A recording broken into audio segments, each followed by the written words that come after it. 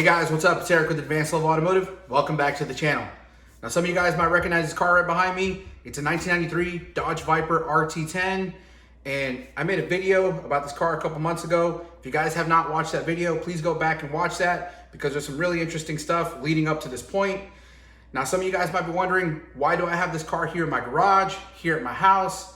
And the short answer is no, I did not buy the car. It does not belong to me. I wish that I could afford a project car like this. Now, I am looking for a project car, but this one is a little bit out of my price range. So no, unfortunately, this does not belong to me. But the owner was kind enough to let me take this car home and put the car back together and put it on film for you guys. And for that, I am extremely grateful. Now, that's not to say that this is gonna be easy. We really have our work cut out for us. There's a lot that needs to be done. And honestly, when I took it from the other shop, they still had this thing disassembled. They gave me all the parts in boxes. So my job is to figure out how to put it all back together and get this thing running. So with no time to waste, let's go ahead and get started. All right, so before we get started, let me give you guys a brief overview of what we're dealing with here. Again, like I said, when I got the vehicle, it was already dismantled. So if you guys look at the engine bay here, you can see that the intake manifold is missing. And we have our connectors and everything disconnected. So once again, I did not take this apart, so I'm gonna have to figure out how to put it back together. No big deal. I'm pretty good at doing that. If you look over there on the bench, you can see that's where the intake manifold is located. And what I wanted to do before I started putting everything back together was a quick inspection on the engine. And the reason for that is because if you guys recall from the first video, we had a bunch of crud that was inside of the fuel system. Now, I was never really able to identify what that crud was. It looked like it was sand or some type of gritty material, but a lot of you guys in the comment section addressed concerns about whether or not that stuff got into the cylinders and did any damage or scoring to the cylinder walls. And I thought that's probably a good idea for us to go in there and check it out. So I think what I'm gonna do is I'm gonna take a borescope, a camera, and I'm gonna stick it into each of the cylinders. We're gonna take a look at them. We're also going to pull the spark plugs out, of course, and we're going to inspect them. It's probably just a good idea to go ahead and replace them while we're at it. They're probably dirty, or at least I would expect them to be if any of that stuff was getting into the cylinder. Then I'm also gonna go ahead and drain the engine oil, take a look at that, make sure that we don't have any excessive metal or any of that material inside of the oil. Then what we're also going to do while we're here is we are going to remove these valve covers and we're going to inspect the valve train, make sure that we don't have any issues there. We're going to replace the gaskets. And you know what? While I have these valve covers off, you guys can see the paint has been peeling pretty bad. Now, I don't know if this is the factory paint or if these have been painted over, but you can see that this paint is just all coming apart. Look at that. Yeah, so anyways, it would be a real shame to take these valve covers off, putting new gaskets back on and not doing a fresh coat of paint on these valve covers. So that's another thing that's on my list. Then maybe while we're at it, we're gonna go ahead and just detail the whole engine bay, make it look nice and clean. So moving over to the workbench, you guys can see we have the intake manifold over here. Now, the last mechanic actually did a really good job of cleaning up these ports. I know I showed you guys in the last video, but if you take a look in here, the injector ports, you guys can see they're nice and clean. And he ran a wire brush and blew cleaning agents, chemicals through the fuel system. So you guys can see these passages are nice and clean. So we're going to be reinstalling this. But if you guys take a look over here, you can see the injectors. If you guys remember, they were completely covered or full of crud. Now, the injectors, they were not able to get a new set. This is actually the same set that was in the vehicle, but they sent these off to get remanufactured. Now, I don't know if that's because these injectors are difficult to find or they're just really expensive when they're brand new. But these were sent off to Rock Auto and they've been rebuilt and certified. You guys can see the package and the paperwork here. So these injectors should be good to go. Now, if you take a look over here, these two boxes, you guys can see these are the bolts that the mechanic removed from the intake manifold during removal. These here are the little clamps for the injectors. Actually, I took these off. But everything's in here. You see the map sensor, all of the nuts and bolts that we need to put this thing back together. We just got to make sure we do it without leaving any bolts left over. Here, you guys can see the engine paint that I'm going to be using. First, we're going to use an aircraft stripper.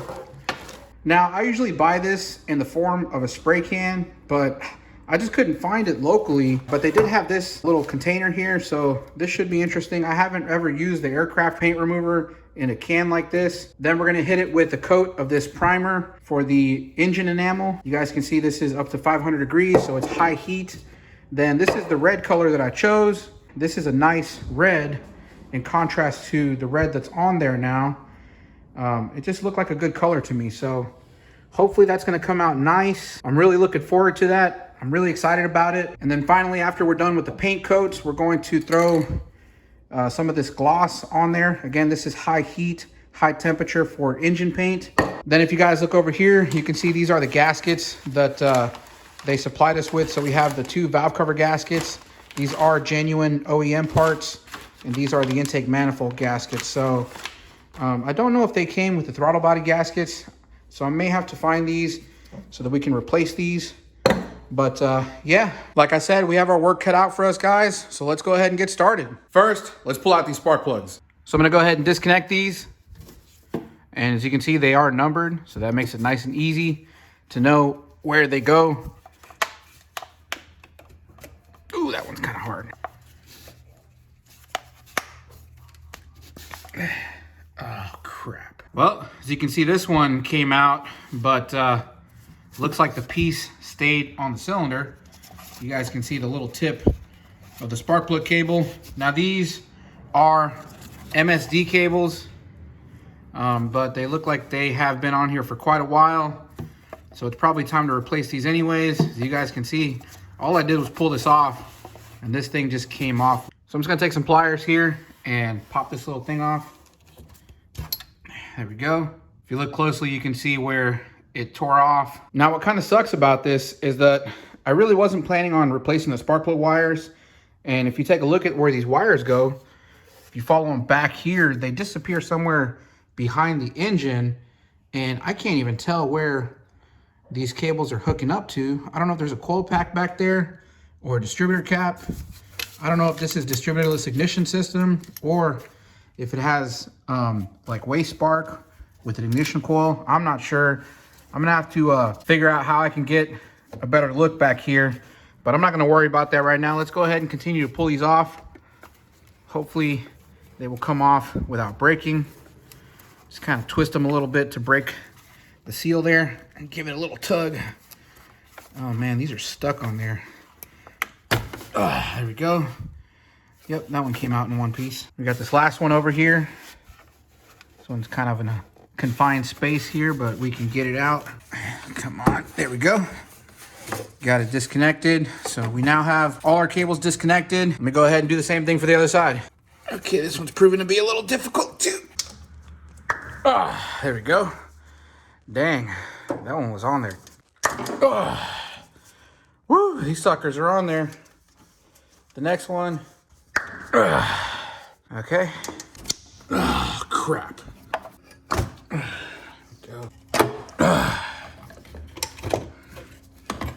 All right, so the last couple of wires were really difficult to get out.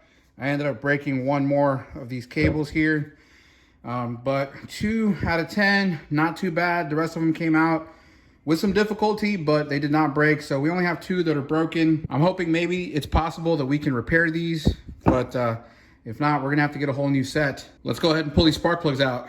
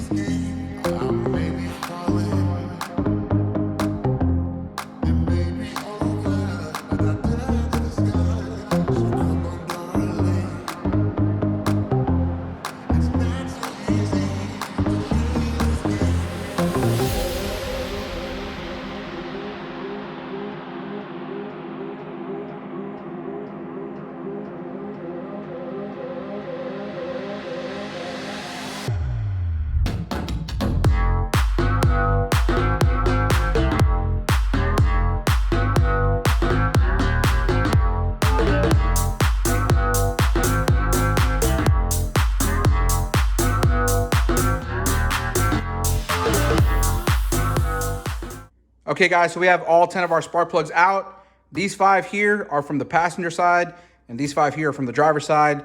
Now, if you guys take a close look, these plugs were definitely in need of replacing.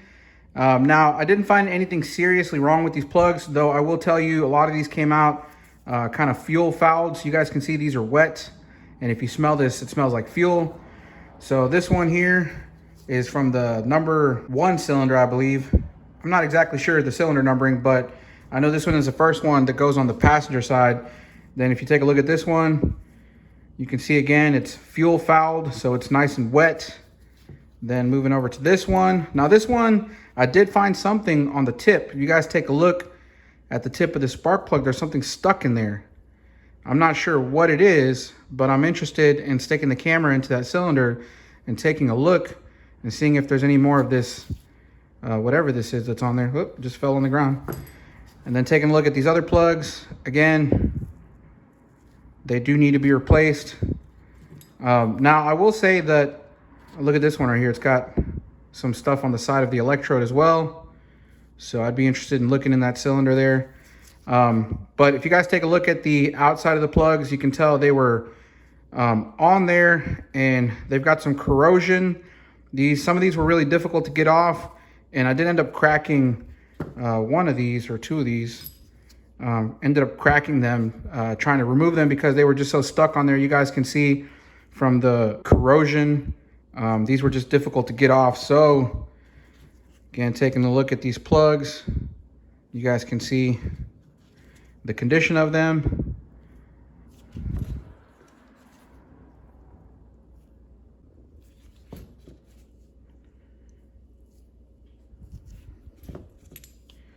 Then finally, the last one here. So, yep, we're gonna go ahead and get a new set of plugs. These here are the Champions 7034. I'm gonna double check the part number, and then we might even see if there's an upgraded one. I'm not sure if these are the platinum upgraded ones, because I think from the factory, they probably just used regular copper plugs, but we're gonna at least try to go a step up as far as the quality of spark plugs here. Okay, so next up, we're gonna go ahead and take this camera and put this borescope into the cylinder through the spark plug hole. Now, the neat thing about this is that this actually has 2 cameras, one on the front and one on the side here, so we can get a frontal view and a side view so we can look at the cylinder walls. And the other neat thing is that this has a recording function, so I'm going to be showing you guys a direct feed through the camera. Okay, so we're gonna start by inserting the camera into the first cylinder here. We're going to go through the spark plug hole into the cylinder. You guys can see the top of the piston there. Looks pretty dirty. We've got some carbon buildup, but the nice thing is that I don't see any cracks. The piston itself actually looks pretty good. If we look around. Next up, I'm gonna go ahead and switch to the side camera. Okay, so looking at this from a side view, you guys can see the cylinder wall there. Actually looks really nice. We've got some good hash marks showing up here. And if I just spin around the cylinder, take a look.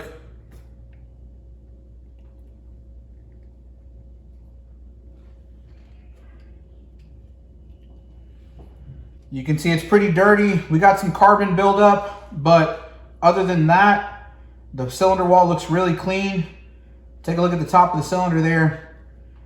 It's pretty dirty. We got a lot of carbon buildup, but I don't see any scoring or any damage. Now, if you look up here, you can see the condition of this valve.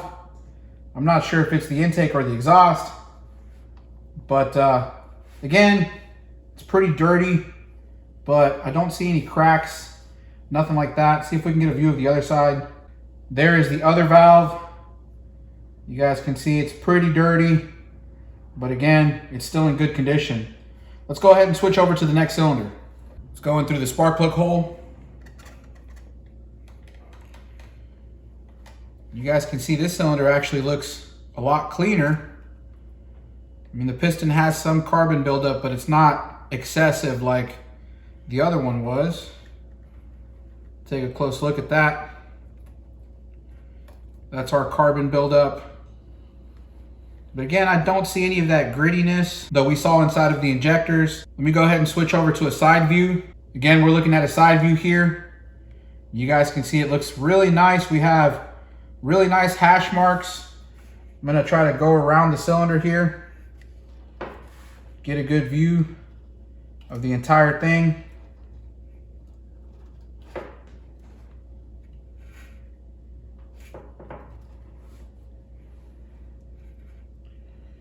And so far the cylinder looks really good. I don't see any gashes. If we move to the top of the cylinder, again, you see some carbon buildup here, and you can see one of the valves here. Looks kind of dirty, but still in good condition. All right, so the next cylinder, you guys can see that piston also looks a lot cleaner. We do have a little bit of carbon buildup, but nothing excessive. I'm gonna go ahead and switch over to a side view. There's our side view of the cylinder wall. And I'm going to move around so we can get a good look at the cylinder wall here.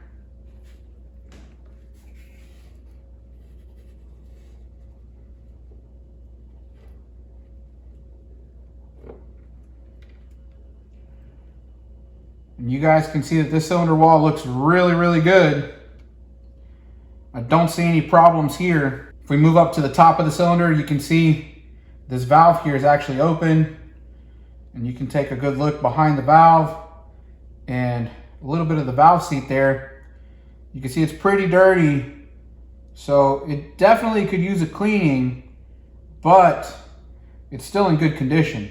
All right, so while I'm at it, I'm gonna go ahead and check the intake ports using the borescope. And one of the reasons I'm gonna do that is because I wanna make sure that nothing fell into the intake ports, because the mechanic didn't bother to cover up these intake ports after taking off the intake manifold. And the car has been transported back and forth. So we just wanna make sure that nothing fell into these holes. So let's go ahead and take a look. All right, so taking a look in this intake port, you guys can see we have a little bit of a feathery cotton ball there. So we're gonna have to get that out of there. But if we take a look at the valve, you guys can see, I mean, it's got some oxidation, but it actually looks pretty good. Let's go ahead and move over to the next cylinder here. This one looks nice and clean. There's nothing in there. Take a look at the next one. Again, this one looks nice and clean. Take a look at the next one. A little bit of carbon buildup, but otherwise nice and clean. Next one. Oh, check that out, guys. I think that's a big chip of paint that fell into the intake port here. Yep, that's a piece of paint from the valve cover. So we're gonna need to make sure we pull that out before we go any further. Now we're taking a look in here. You guys can see this one, pretty dirty. I think that's some of the crud from the injector there. So hopefully we're gonna be able to clean that out using the seafoam. Taking a look at the next cylinder here. This one looks a little bit better here. Okay guys, so I went ahead and I checked the rest of the cylinders using the borescope, and I pretty much found the same thing all the way across the board. All of the cylinders seem to have a little bit of carbon buildup, nothing too excessive, but as far as the cylinder walls go, there's no damage. They all look pretty good. The pistons look good, the valves look good, so we don't see any internal engine damage, so that's a good thing. Now these cylinders could use a good cleaning, a good decarb. So what we're probably gonna do is once we get this thing up and running, we may run some top end cleaner, something like a seafoam through the engine, try to get it as clean as possible. But that's pretty much the extent of what we're gonna do as far as cleaning up the cylinders. Now, I may even do a comparison before and after. I might take a photo of a specific cylinder and then take another photo after we do the seafoam, just to see if it really helped or not. But as far as going in there and trying to clean it by hand, that's not gonna happen. Okay, so next up, we're gonna go ahead and remove these valve covers. Looks like there's just 10mm bolts all the way around holding these down. Now I am going to take a vacuum cleaner and try to vacuum up all of this dirt around here. I don't want any of that stuff falling into the engine.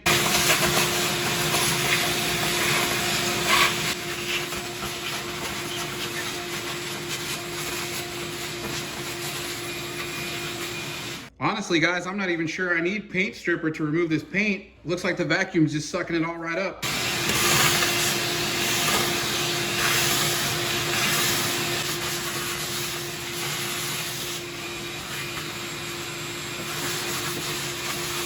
Check that out.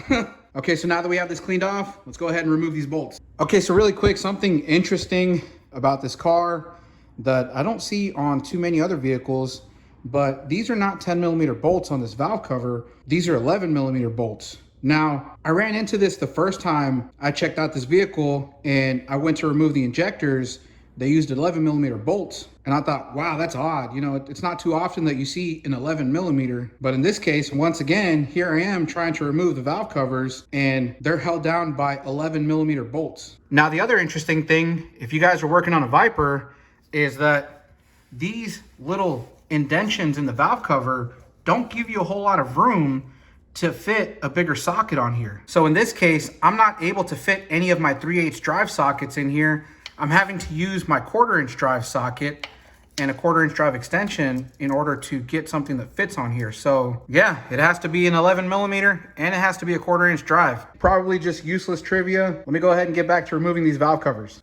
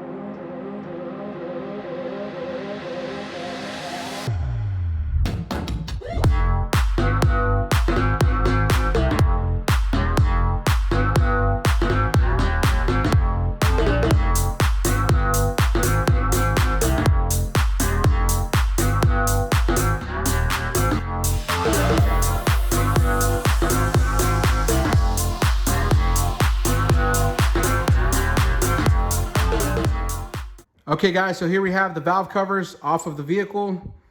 And as you guys can see, this paint was just peeling off like it was nothing. So I'm pretty sure this is not the factory paint. I'm wondering whether or not maybe somebody at some point in time painted these valve covers and they did a very, very poor job.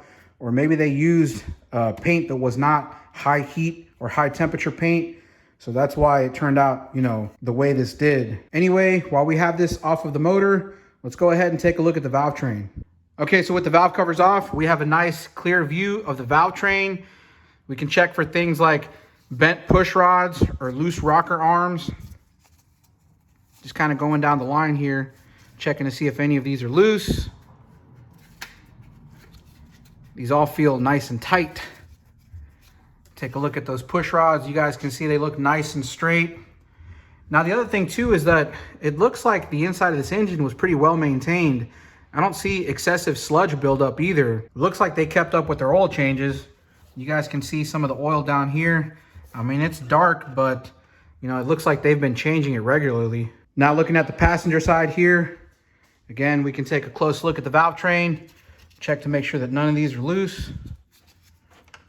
Make sure we don't have broken valve spring, anything like that. Just doing a visual inspection, taking a look at those push rods. So far, everything looks good. All right, guys, so we're underneath the vehicle. As you guys can see, I have my drain pan here for the engine oil.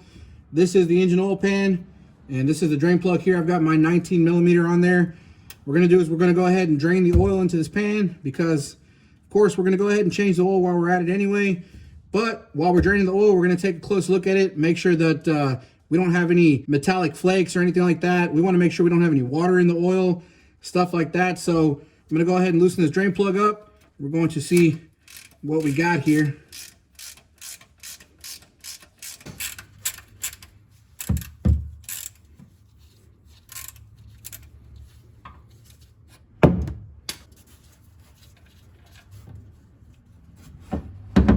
All right, so hopefully you guys can see that. The engine oil is draining into this pan here. and we can take a good look at it. See if I can shine the light in there. Okay. I don't see any glistening, so it doesn't look like we have any metal particles in the oil here. Now the oil does look like, you know, it needed to be changed, but we don't seem to have any kind of milkiness or anything like that going on. Now, I will say this oil smells like old fuel. So I'm pretty sure there was fuel getting into the oil because of the crud that was inside of the fuel system.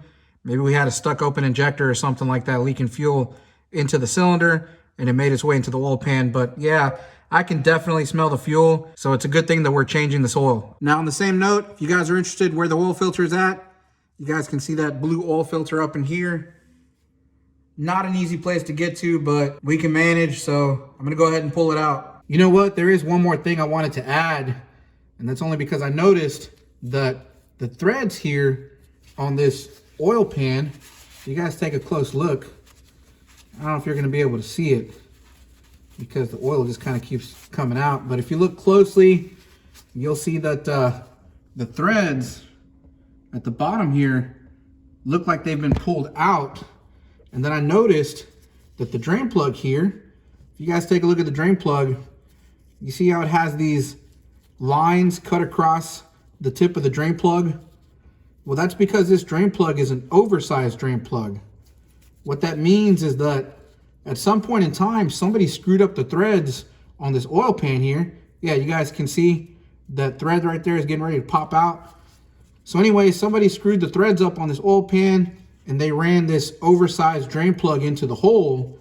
So what I'm hoping is that after I put this thing back together, I don't have an issue with it leaking or anything like that. Now they did have a little gasket on there, but of course, you know, if these threads don't allow me to tighten the bolt up, then we could have a problem with this thing leaking. Anyways, I just wanted to throw that in there, let you guys know what it's like to be working on old cars like this. It seems like the problems never end. Anyways, guys, I'm gonna go ahead and end out the video here. We managed to get done with the teardown and the inspection.